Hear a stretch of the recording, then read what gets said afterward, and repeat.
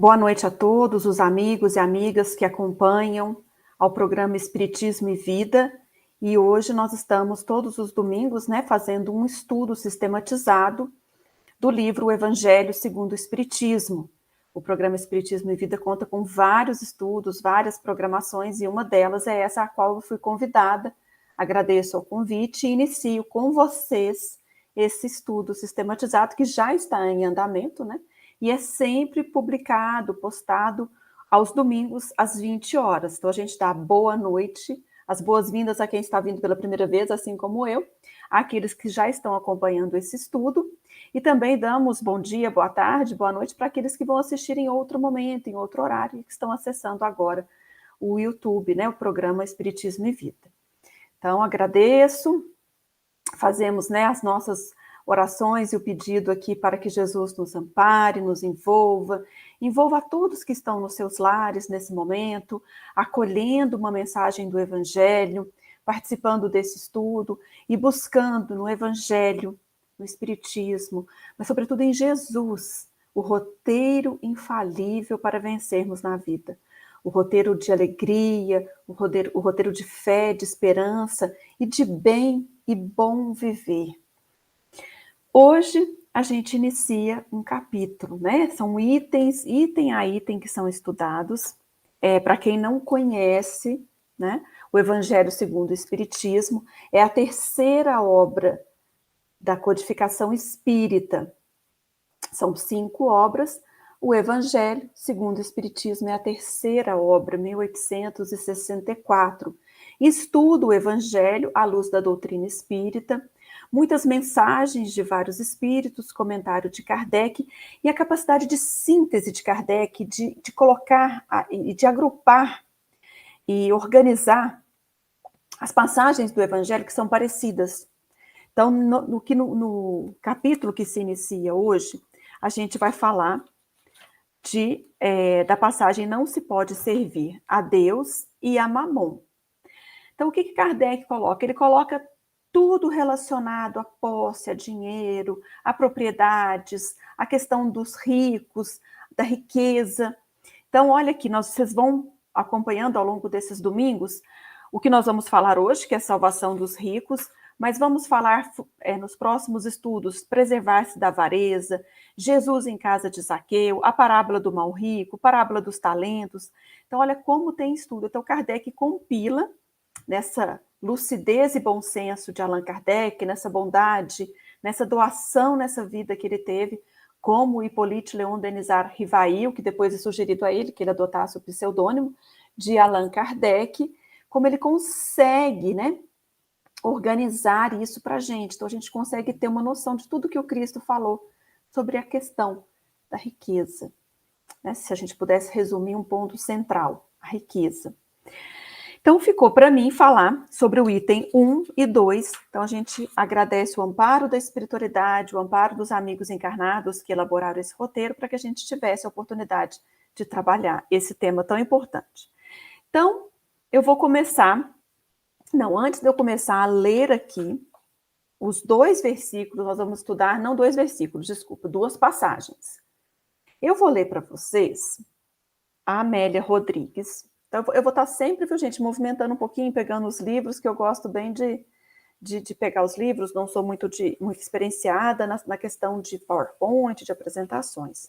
Apesar de que eu adoro aquelas apresentações bonitas, bem legais que os colegas fazem, Bom, mas vamos viajar com a Amélia Rodrigues, com a mediunidade de Divaldo Pereira Franco, e vamos ver o que ela traz para a gente. Ela vai relembrar a passagem de Mateus, o capítulo 19, versículos 16 a 30, Marcos, o capítulo 10, versículos de 17 a 31, e Lucas 18, capítulo 18, os versículos de 18 a 30. Então, essa passagem está narrada nos evangelhos que são considerados sinóticos. São canônicos, porque o de João também entra com esses 3, Mateus, Marcos e Lucas e João os canônicos. E Mateus, Marcos e Lucas são sinóticos, que eles são bem parecidos, as passagens estão sempre repetindo. Mas tem uma que a gente vai estudar, que está só em Lucas. Então vamos buscar a poesia de Amélia Rodrigues. O momento era de profunda significação. Sabia por estranha intuição que um dia defrontaria a realidade e a encontrava agora. No ar abafado do entardecer serenavam as ânsias da natureza. Doces perfumes evolavam de miúdas flores derramadas nos flancos do aclive. As águas transparentes cantavam melodias ignotas deslizando sobre o leito de pedras arredondadas. O apelo pairava vibrante em derredor. Vende tudo quanto tens, reparte-o pelos pobres e terás um tesouro no céu. Vem e segue-me. Aquela voz penetrava como um punhal afiado e impregnava qual perfume de nardo. Havia um magnetismo inconfundível naqueles olhos severos e profundos, como duas estrelas engastadas na face pálida do amanhecer. Ele tinha sede de paz.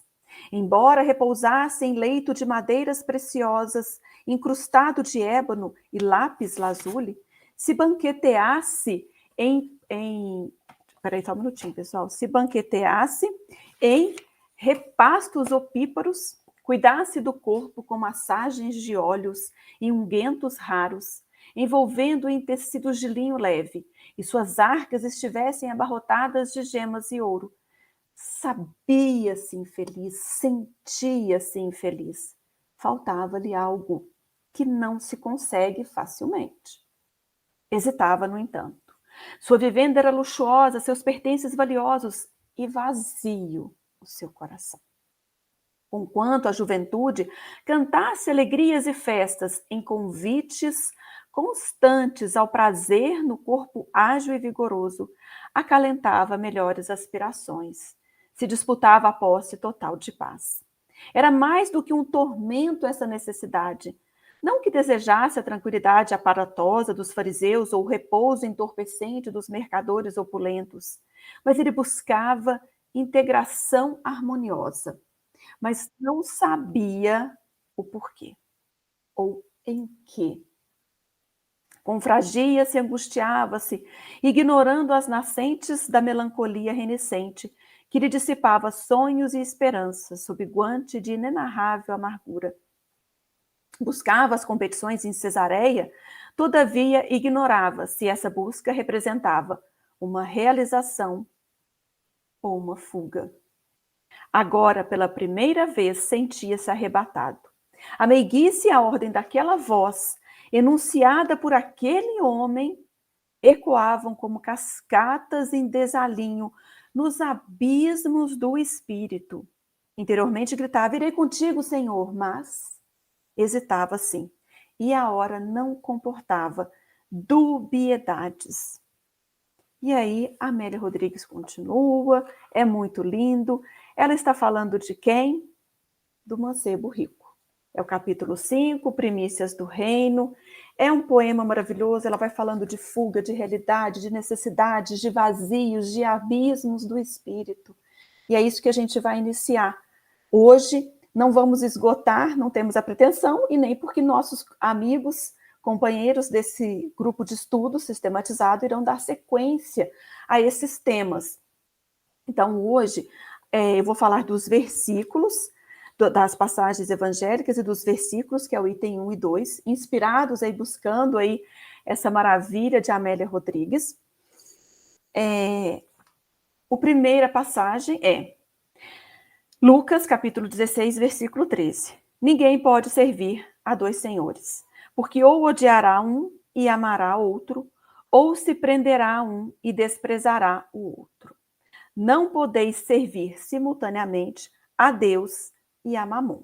Então, essa é a primeira passagem do Evangelho, e a próxima é essa que a Amélia Rodrigues já trouxe para a gente toda a inspiração, todo o desespero nessa alma desse mancebo rico, e que fala fundo aos nossos corações, por nós também estarmos nessas buscas, né? Em momentos de vazio, em momentos aí de desalinho e de abismos, né, espirituais. Mas vamos deixar o mancebo, já já a gente vai chegar nele, ok?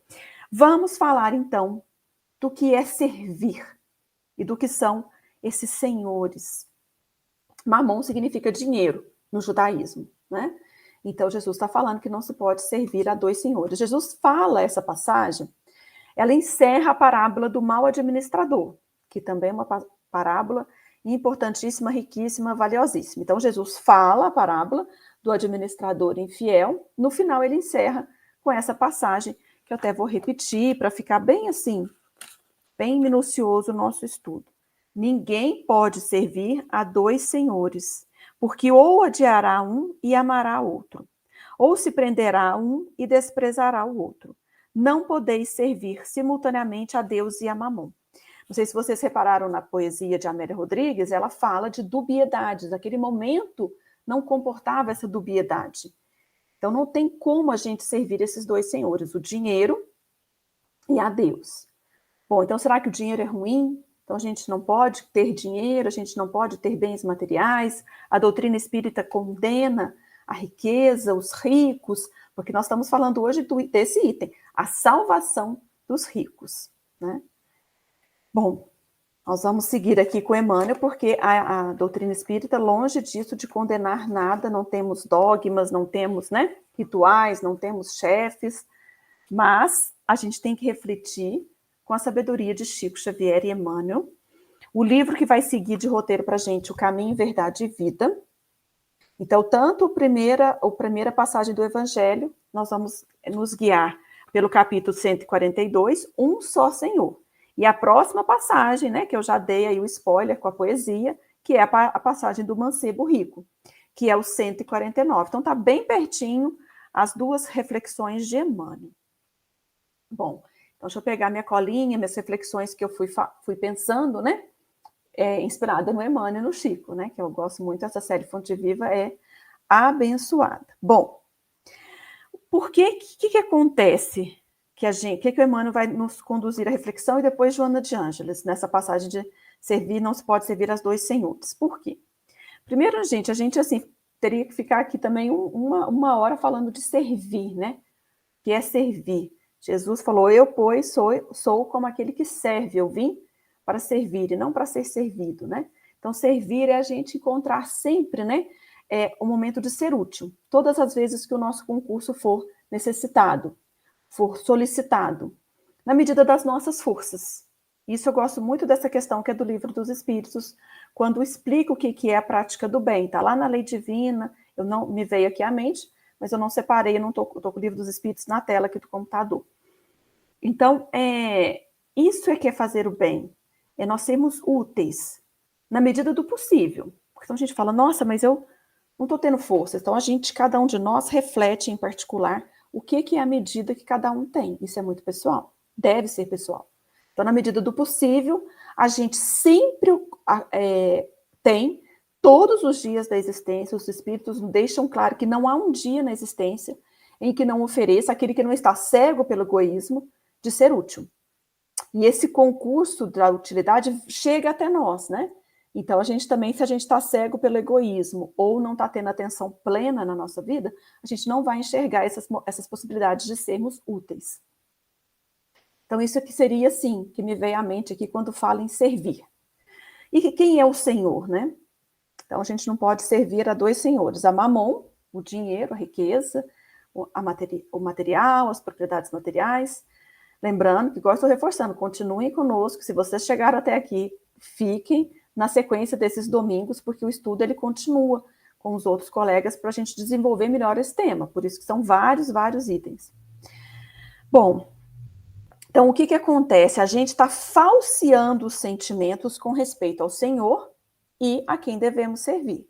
Então, primeiro a gente entendeu de forma bem resumida, bem simples, o que é servir. Uma definição que eu dei. Lógico que tem vários, né, definições e formas da gente ficar refletindo sobre servir. E o Senhor, né? Bom, o que o Emmanuel nos diz? Como o reino do Cristo ainda não é da terra, não se pode satisfazer a Jesus e ao mundo, a um só tempo.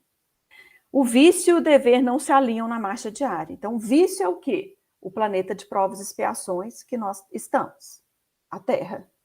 O que impera aqui? O mal. Ainda, nós vamos caminhar para um mundo de regeneração, onde o bem já ganha mais força, a gente descansa das nossas lutas, a gente vai continuar a sofrer provas, termos as nossas necessidades, mas a gente já vai começando a ter mais, né, o peso do bem imperando. Aqui, como diz o próprio Emmanuel, como o reino do Cristo ainda não é da terra, ainda será. E bem-aventurados os mansos, porque herdarão a terra. Não se pode satisfazer a Jesus e ao mundo ao seu tempo, porque é vício e dever. Com Jesus é dever. Com a terra são os vícios. Então não tem como a gente alinhar isso, dever está para um lado e vício para o outro. Então o Emmanuel diz aqui, ele dá um exemplo, que dizer de um homem que pretenda dirigir 2 centros de atividade antagônica em simultâneo esforço. Então não tem como, né? A física, né? Pela física, não tem como. Então o que deve ser a linha central de nossas cogitações? O Cristo. Você vê que ele coloca Jesus a personalidade, Cristo a essência, né? Aquele espírito crístico, aquele espírito evoluído, aquilo que deve ser para nós a nosso direcionamento. Vou bebendo uma aguinha aqui, pessoal. Então, o Cristo é a linha central de nossas cogitações. Ele é o Senhor único depois de Deus. Nós temos, então, Deus como Criador, é um princípio doutrinário, um princípio básico da doutrina, que Deus é Criador, único, poderosamente, soberanamente, justo e bom, amoroso, sábio. Nós temos um irmão maior, que é Jesus, que é o centro da nossa vida, como diz Kardec, é o guia e modelo da humanidade, porque ele pergunta quem Deus nos ofereceu, tem nos oferecido para servir de guia e modelo da humanidade. E aí os espíritos respondem, vê de Jesus, e em algumas outras traduções, Jesus. E aí Kardec coloca que ele é o tipo mais perfeito, a que o homem, né, deve aspirar. Então, nós temos em Jesus um irmão nosso.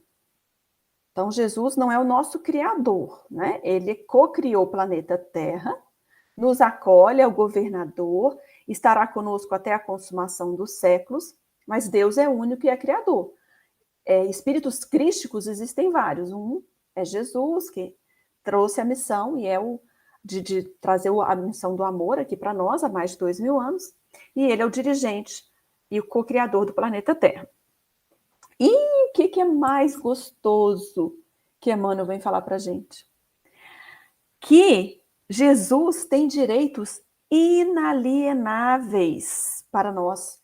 Direito inalienável, pelo que eu vejo assim, no direito, pelo pouco que eu conheço, gente, de direito, não sou formada nem de longe, mas aquela questão de direito inalienável, né? Você não pode, assim, esse direito não tem como você contestar.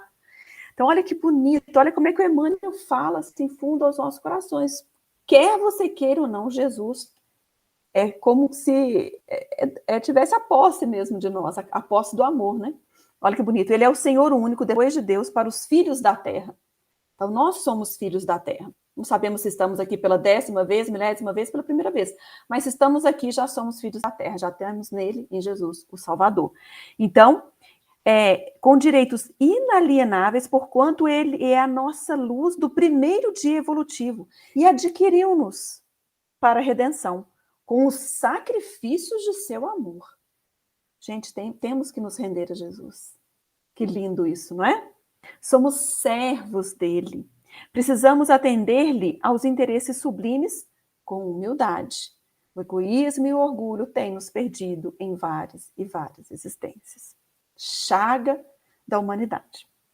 E para isso, é necessário não fugir do mundo, nem das responsabilidades que nos cercam, mas sim transformar a parte de serviço confiada ao nosso esforço nos círculos de luta, em célula de trabalho do Cristo. Então, não é para fugir do mundo, nem das responsabilidades, mas a parte de serviço que estou confiada, o círculo de luta a qual eu estou colocada, floresça onde Deus te plantou, isso tem que ser transformado em uma célula de trabalho do Cristo.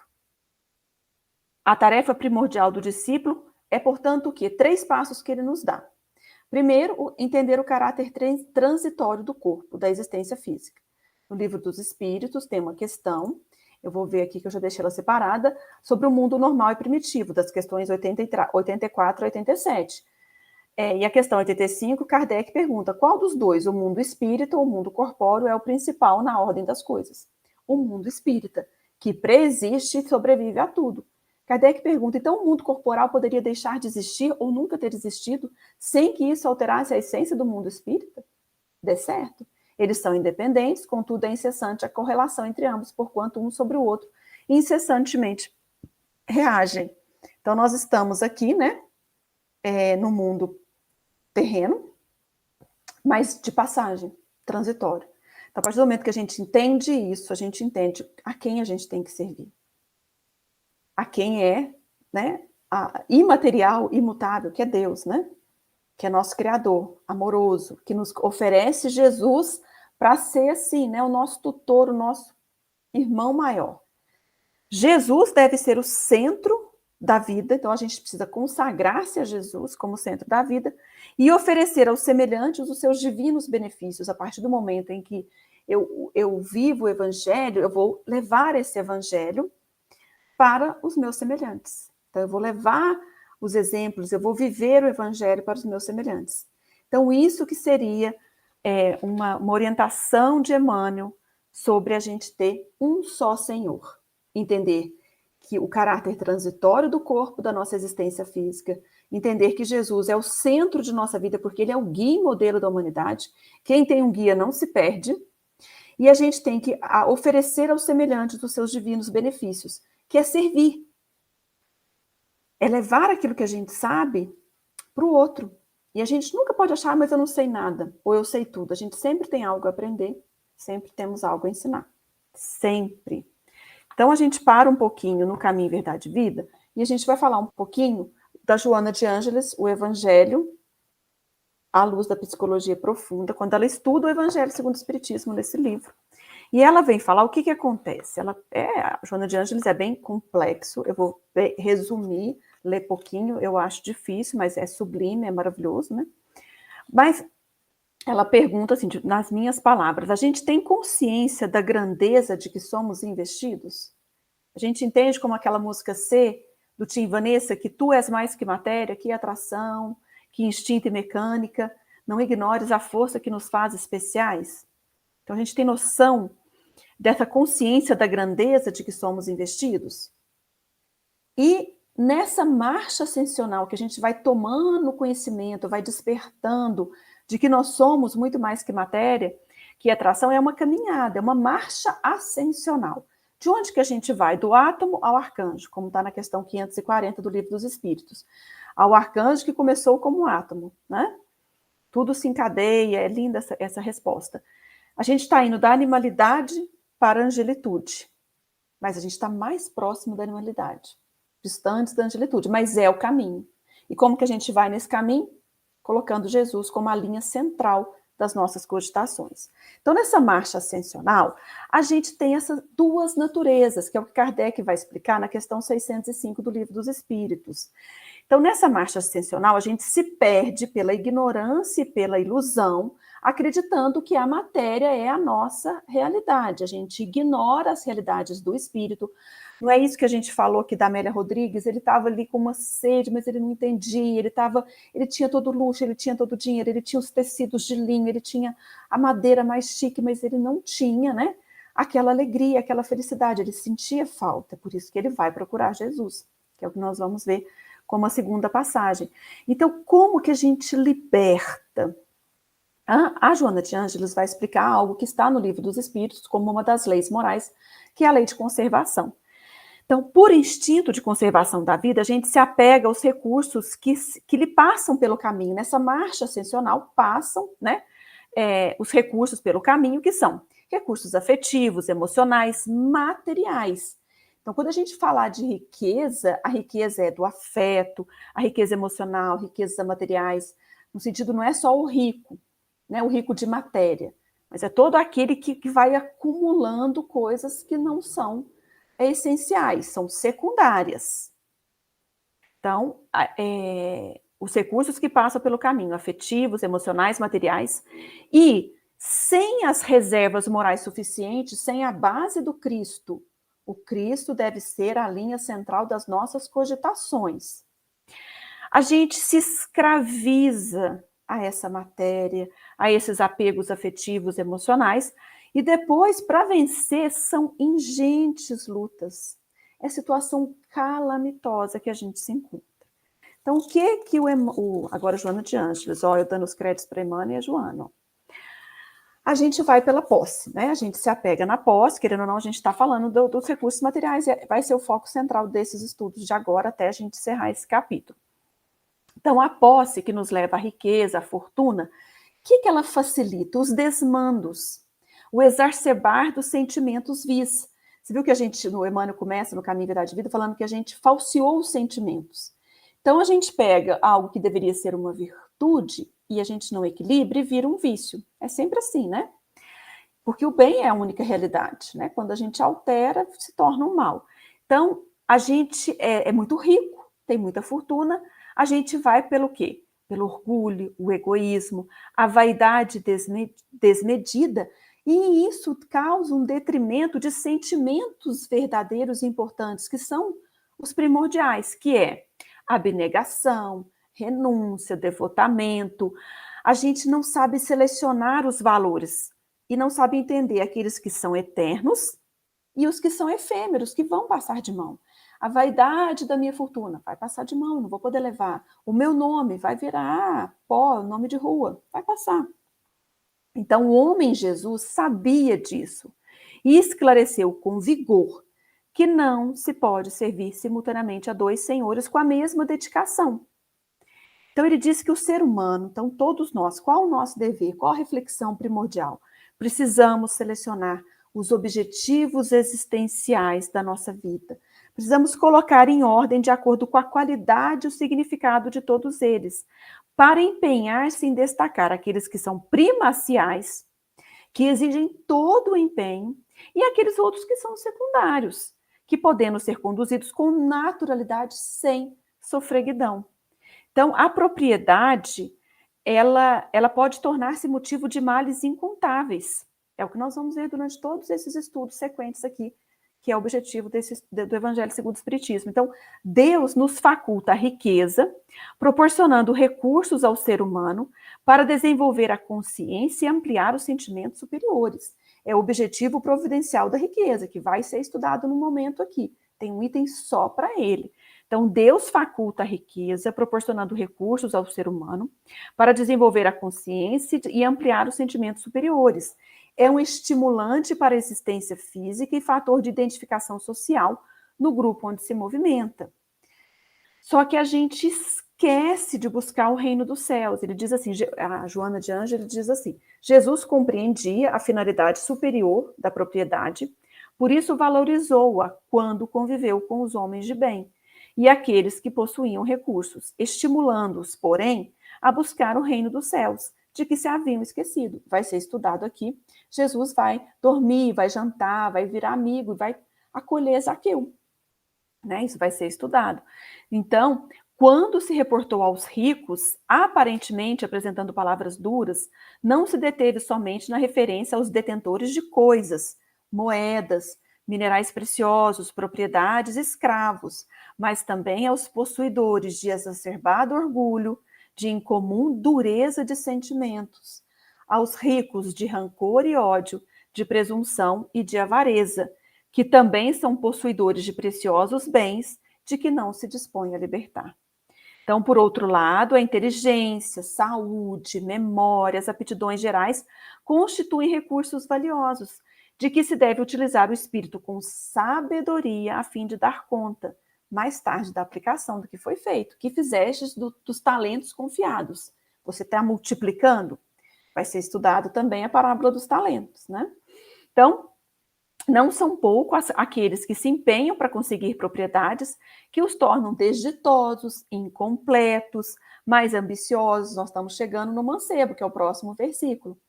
Viram, né, no comecinho que eu li a poesia de Amélia Rodrigues falando da desdita que aquele mancebo se encontrava, não é? E aí, o que a gente tem que se empenhar? Pela conquista de segurança espiritual.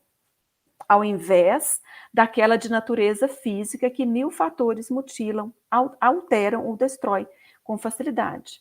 Então é isso que a gente precisa, entender o objetivo existencial, entender a minha essência de espírito imortal, e de que esses valores, nessa marcha ascensional, a gente se perde por esses recursos amoedados, pelo orgulho, pela vaidade, por tudo isso. Então, é um estudo profundo da consciência humana, na sua e em todas as épocas que Jesus está falando para a gente hoje. O Mestre Jesus foi de uma clareza incomparável. É o que a Amélia Rodrigues fala, o momento não comporta dualidade. Não tem como você ficar assim, não sei, ou é Jesus ou é o vício, né? Não podeis servir simultaneamente a Deus e a Mamon. Precisamos colocar o que é essencial e o que é secundário. E não sofrer, né, por um, em detrimento do outro. Então, a gente encerra com a Joana de Ângeles nessa passagem.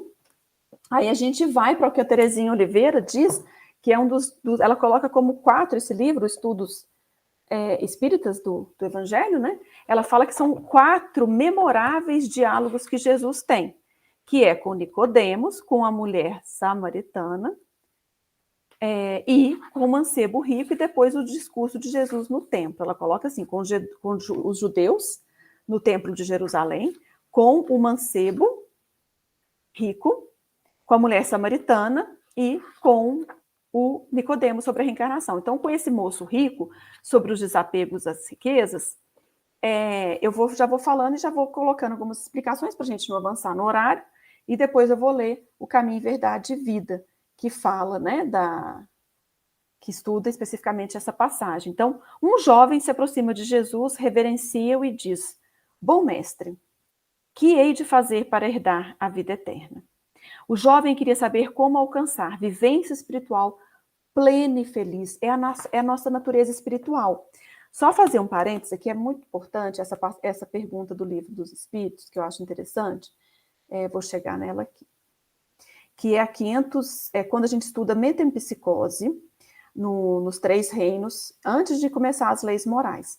Aí tem uma pergunta do Livro dos Espíritos sobre a natureza animal, porque como a gente tem muitos instintos que nos aproximam da animalidade, Kardec pergunta esses pontos de contato que existem entre o homem e os animais. Não seria lícito pensar que o homem tem 2 almas, a alma animal e a alma espírita. Então, os espíritos dizem que o homem não tem 2 almas. O corpo, porém, tem seus instintos, resultantes da sensação peculiar aos órgãos. Dupla no homem só é a natureza. Há nele a natureza animal e a natureza espiritual. Participa pelo seu corpo da natureza dos animais e de seus instintos. Por sua alma participa da dos espíritos. Então, quanto mais inferior é o espírito, tanto mais apertados são os laços que o ligam à matéria. Não vedes, o homem não tem 2 almas. A alma é sempre única em cada ser. São distintas uma da outra, a alma do animal e a do homem, a tal ponto que a alma de um animal não pode animar a alma de um corpo de um homem. Mas conquanto não tem a alma animal, que por suas paixões univera os animais, o homem tem o corpo, que às vezes o rebaixa até o nível deles. Por isso que o corpo é um ser dotado de vitalidade e de instintos, porém ininteligentes extras, e restritos aos cuidados que a sua conservação requer. Lembra da lei de conservação que eu falei? Nessa lei de conservação, a gente começa a querer reter. Então, o homem traz o princípio intelectual e moral que o torna superior aos animais.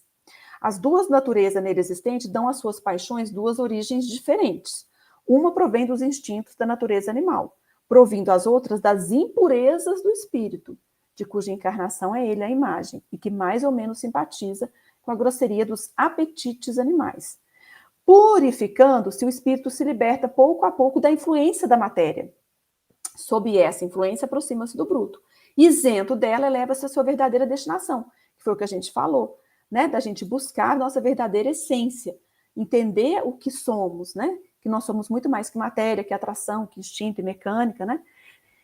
Então, voltando, eu estava aqui na passagem. Então, só para a gente entender essa questão, que a gente quer viver essa vivência espiritual plena e feliz, mas a gente traz essa natureza animal, que não é ruim, porque é o processo evolutivo, a gente precisa dominar, para que esse instinto do animal torne-se a intuição. A gente vai elaborando, a gente não vai tendo que lutar com nada disso, mas a gente vai sutilizando, a gente vai entendendo o que é importante, como que a gente coloca as prioridades. Então, aquele homem queria essa vivência espiritual. Então, Jesus vai explicar para ele, justamente em 2 pontos. Um ponto ele vai falar, ó, refreia essa natureza animalesca, essa natureza da brutalidade, que ele vai falar o que ele não pode falar, e depois ele fala, ó, e tem mais alguma coisa para você viver essa natureza espiritual. Quer ver como que se encaixa? Eu li a questão 604, tá? Eu li ela rápida, para não entrar, porque é uma questão que abre, né? Questões sobre animais, plantas, minerais e homens, né? E animal. É bem interessante esse estudo da mente e psicose no Livro dos Espíritos. Então, bom mestre, que hei de fazer para herdar a vida eterna? Aí Jesus já não aceita o adjetivo com que o homem o saudou. Por que me chamas bom? Ninguém é bom, senão um que é Deus. Então aqui a gente faz um parênteses para a gente entender que essa cristalização desse homem que procura Jesus porque ele era um conhecedor da lei. Então, muita atenção, é só um parênteses, não é o objetivo, mas nós todos temos que ficar atentos, porque nós buscamos sempre conhecer a lei, e devemos, amai-vos e instruí-vos, nós temos que estudar, temos que buscar o conhecimento, mas a gente não pode cristalizar a nossa mente. Então, esse homem, nós vamos ver que ele vai conhecer a lei e ele cristaliza a sua mente, porque ele já chama ele de bom. Aí Jesus disse, ninguém é bom senão um, que é Deus. Então, tá vendo como que Deus é um, Jesus é nosso irmão. De fato, somente o Criador possui o infinito das perfeições. Mas ao pedido de orientação espiritual, Jesus atendeu. Se queres entrar na vida, guarda os mandamentos. Aí ele pergunta, quais? Jesus fala, não matarás, não adulterarás, não furtarás, não dirás falso testemunho, honrará teu pai e a tua mãe. Então, tá vendo? Jesus está colocando o básico, né? O primordial, que é a gente realmente começarmos essa marcha ascensional, que é não roubar, não dizer falsos testemunhos, sempre naquela primeira revelação, que é a base da justiça trazida por Moisés, que é o não. Sempre assim, não rouba, não mata, né? Depois Jesus fala, eu porém vos digo, orai pelos que vos perseguem, né? E oferece a outra face. Então Jesus vai reformulando, vai complementando essa lei, ele não vem destruir, mas dar-lhe cumprimento. Então, na marcha ascensional, nossa, o que a gente começa? Essa justiça. Eu não vou roubar, eu não vou dizer falso testemunho, eu não vou adulterar e vou honrar pai e mãe. Então, Jesus está mencionando os 10 mandamentos que são diretrizes básicas e mínimas para quem deseja cumprir as leis de Deus. Quando a gente estiver no amor, aí não precisa mais dessas leis. Quando tem muito amor, tem pouca lei, né? Tem um ditado que diz assim, onde o amor impera, não é necessário as leis, porque aí você não vai poder falar, você não pode fazer isso. De forma alguma, a pessoa nem vai pensar em julgar, né? Não existe isso. Nós vamos chegar lá, né? Essa marcha ascensional do átomo ao arcanjo, que começou por ser átomo. Né? Aí o mancebo diz, tudo isso eu tenho guardado desde a minha juventude. Né? Então ele diz assim. Aí Jesus diz, ante a resposta do jovem, Jesus fitou e amou, né? Essa fala que a gente precisa, né, criar em nós. O Sr. Honório, só um parênteses também, rapidinho, só que o Sr. Honório fala aqui, muito bonito, nesse livro que eu estava lendo, não coloquei ele tanto aqui no estudo, O Caminho do Reino, ele diz que isso é auscultação profunda, é leitura vibracional para identificação de potenciais. Quando a gente fita alguém, que é o que está faltando, né, a gente olhar no olho do outro, né, e realmente fitar, e fazer essa leitura vibracional, uma auscultação profunda. Então, isso que a gente está precisando, né? Menos olhares de telas, de celular, e olhar nos olhos, né, dos nossos semelhantes. E aí, ele fala assim, aí ele fala, que me falta ainda? Né? Aí Jesus fala, se queres ser perfeito, então quer dizer, você já vai estar buscando a sublimação, você está refreando essa natureza animal, que ela é importante, porque ela traz os instintos, mas você refreia a brutalidade, então você não adultera, não furta, né, não diz falso testemunho, mas tem mais, né? A base da justiça, o direito trazido por Moisés, e aí vem Jesus com amor.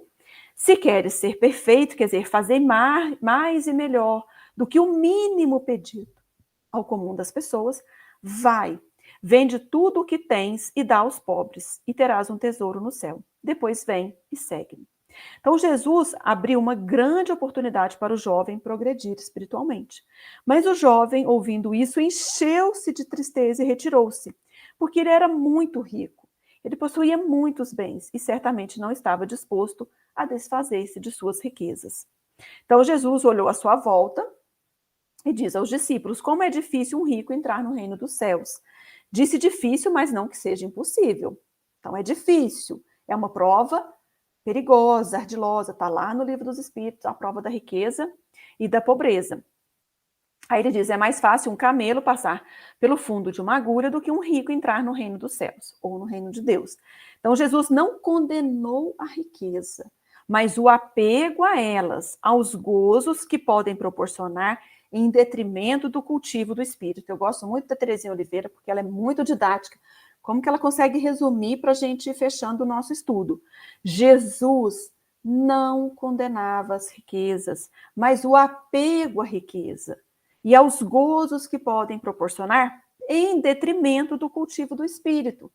Porque a ambição toma conta, a vaidade, o orgulho, você não vai conseguir ter um altruísmo, ter um sacrifício, ser o bom, ser o que é o nosso destino. Cultivar as virtudes do espírito. E ela faz uma observação que camelo poderia ser a corda feita do pelo desse animal. E a agulha seria a porta estreita nos muros das cidades pelas quais passavam pessoas, mas não os animais de carga.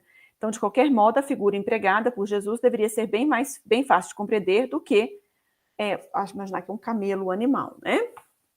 Então, se pensarmos somente, ela continua assim, se pensarmos somente em termos de vida corpórea, parece impossível que as criaturas humanas se desprendam dos valores terrenos em favor da vida espiritual. Deus, porém, através das reencarnações e pela lei do progresso, nos fará compreender isso. Então, não mais sentiremos apego pelas coisas materiais. Entenderemos a afirmativa de Jesus se observarmos o que acontece a quem não se prende pelos laços de família e não se apega a posses materiais, mas pode servir a Deus e ajudar o próximo. É quando a gente amplia a noção de família, não só a família de sangue, mas uma família que tem amizades puras e sinceras, que valem, né, por uma amplificação dessa família consanguínea, a qual nós devemos todo o amor e dedicação. E a gente consegue ajudar o próximo, né? A gente consegue ajudar os sofredores, os enfermos. Então é muito bonito esse diálogo de Jesus com o mancebo rico, que é, então, esse item 2 que está aqui no Evangelho segundo o Espiritismo.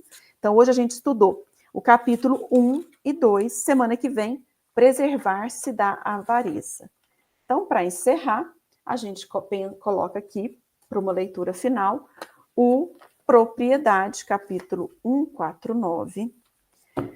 Olha o que o Emmanuel diz para ser a nossa reflexão final. O instinto de propriedade tem provocado grandes revoluções, ensanguentando os povos. Nas mais diversas regiões do planeta respiram homens inquietos pela posse material, ciosos de suas expressões temporárias e dispostos a morrer em sua defesa. Isso demonstra que o homem ainda não aprendeu a possuir. Com essa argumentação que o Emmanuel está dizendo aqui, não desejamos induzir a criatura a esquecer a formiga previdente, adotando por modelo a cigarra descuidosa. Apenas convidamos a quem nos lê a examinar a precariedade das posses efêmeras. Nós vamos falar muito disso ao longo desses domingos, a precariedade das posses efêmeras. Aí o que o Emmanuel nos sugere? Cada conquista terrestre, então a gente tem que conquistar, a gente tem que ter as coisas, mas deveria ser aproveitada pela alma como força de elevação. O homem ganhará impulso santificante compreendendo que só possui verdadeiramente aquilo que se encontra dentro dele, no conteúdo espiritual de sua vida. Então, conteúdo espiritual de sua vida. Qual é o conteúdo espiritual da nossa vida? De que ele é preenchido? É uma reflexão que eu estou fazendo, tá? Não é o Emmanuel que pergunta isso, não. Aí ele diz assim, compreendendo que só possui verdadeiramente aquilo que se encontra dentro dele no conteúdo espiritual de sua vida. Tudo que se relaciona com o exterior, sejam as criaturas, as paisagens e bens transitórios, pertencem a Deus, que nos concederá de acordo com seus méritos. Se essa realidade sentida e vivida, se a gente realmente sentisse e vivesse realmente isso, das posses efêmeras, da transitoriedade, o quanto estamos de passagem, o quanto é importante para a nossa conservação, o quanto a riqueza leva a progresso na ciência, nas artes, mas o quanto ela não pode sacrificar o conteúdo espiritual das nossas vidas, que é o mais importante, né? Aí ele diz assim: essa realidade sentida e vivida constitui brilhante luz no caminho, ensinando ao discípulo a sublime lei do uso, para que a propriedade não represente fonte de inquietações e tristeza, como aconteceu ao jovem dos ensinamentos de Jesus. Então, esse jovem que a gente começou aqui falando, né, nas primícias dos reinos, a primícia dos reinos, né, ele diz as primícias do reino, desculpa, gente, tinha sede de paz, né, buscava integração harmoniosa, mas não sabia em quê, né? Buscava as competições em Cesareia, que representava, né? Era lá que os procuradores romanos ficavam, representava, né, Roma ali na Judéia. Aquilo era uma realização ou uma fuga? Ele hesitava, mas a hora não comportava dubiedades, não comporta para nós. Nós somos como esse jovem mancebo rico, né? A gente tem que escolher, temos que servir, né? Então ele diz assim: o homem e o filho do homem se defrontavam. A horizontalidade das aflições humanas contemplava a verticalidade da sublimação divina. O cotidiano deparava-se com o infinito. O vale fitava o abismo das alturas e se perdia na imensidão.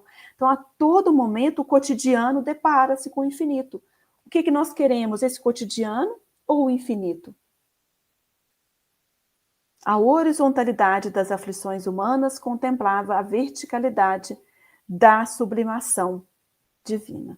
Então é isso que nós temos que refletir, queridos amigos, aproveitando as bênçãos desse domingo, que todos tenhamos uma iluminada semana, de muito trabalho, de muita paz, de muitas alegrias, e que a gente possa cogitar em nossa vida sempre de Jesus sendo essa linha central, que aonde a gente está, a célula de trabalho que a gente está, vira uma célula do Cristo, onde a vida nos coloca, que a gente possa florescer. Então, que Jesus nos abençoe, abençoe todos os trabalhadores que envolvem nesse trabalho lindo da divulgação do Espiritismo, do Evangelho, através das redes sociais, do YouTube, dessas abençoadas plataformas, né, que a gente tem aí para disseminar e levar o Evangelho. Mas o mais importante é que ele esteja em nossos corações, e no nosso sentir, no nosso pensar e no nosso agir, a gente possa levar o Cristo, hoje, agora e sempre. Que assim seja, muita paz, muita luz aos nossos corações. Fiquemos com Deus. Obrigada pela participação e pela presença de todos.